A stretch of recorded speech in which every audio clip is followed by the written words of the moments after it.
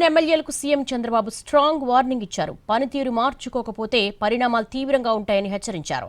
ఇప్పటికే 30 మంది శాసనసభ్యులు ఈ జాబితాలో ఉన్నారు. ఇంకో 25 మంది ఎమ్మెల్యేలు కూడా ఉన్నట్లుగా పార్టీ వర్గాలు చెబుతున్నాయి. ఎన్డీఏ కూటమిలోని సుమారు 50 మంది ఎమ్మెల్యేలు ప్రస్తుతం డేంజర్ జోన్లో ఉన్నారు.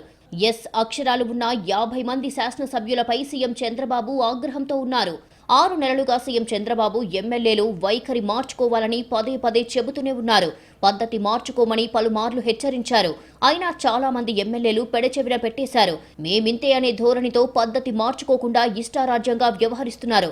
ల్యాండ్, శాండ్, మైన్స్ ఇలా ఒక్కటి కాదు, రకరకాల మాఫియాల్లో కొంతమంది ఎమ్మెల్యేలు కూరుకుపోయినట్లుగా చంద్రబాబుకు నివేదికలు వచ్చాయి. కొన్ని జిల్లాలలో అయితే ఎమ్మెల్యేల పరిస్థితి మరీ దారుణంగా ఉంది.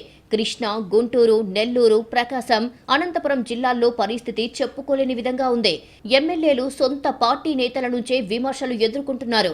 ఇక స్థానిక ప్రజల నుంచి సరే ఇదే పరిస్థితి కొనసాగితే భవిష్యత్ పరిణామాలు ఎలా ఉంటాయో అనే చర్చ బలంగా జరుగుతోంది. తాజాగా కొంతమంది ఎమ్మెల్యేలు వీడియో కాల్స్ చేయడం, అసభ్య పదజాలం ఉపయోగించడంతో పాటు వేధింపులకు పాల్పడ్డారు. ఇటీవల జూనియర్ ఎన్టీఆర్ పై ఓ ఎమ్మెల్యే చేసిన వ్యాఖ్యలు దుమారం రేపాయి. వీటిని దృష్టిలో పెట్టుకుని సీఎం చంద్రబాబు తీవ్ర స్థాయిలో స్పందించారు. వన్ టైం ఎమ్మెల్యేగా మిగిలిపోవద్దని వార్నింగ్ ఇచ్చారు. ఎమ్మెల్యేల బాధ్యత జిల్లా ఇన్ఛార్జ్ మంత్రులకు అప్పగించారు. మొదట 20 మంది ఎమ్మెల్యేలు, ఆ తర్వాత 30, ఇలా 50 మందికి చేరింది. ప్రస్తుతం చంద్రబాబు వార్నింగ్ తో సరిపెట్టారు. పరిస్థితి చెయ్యి దాటితే కఠిన చర్యలు తీసుకునే అవకాశం కనిపిస్తోంది. మరి ఆ చర్యలు ఎలా ఉండబోతున్నాయి అనే చర్చ కూడా జరుగుతోంది.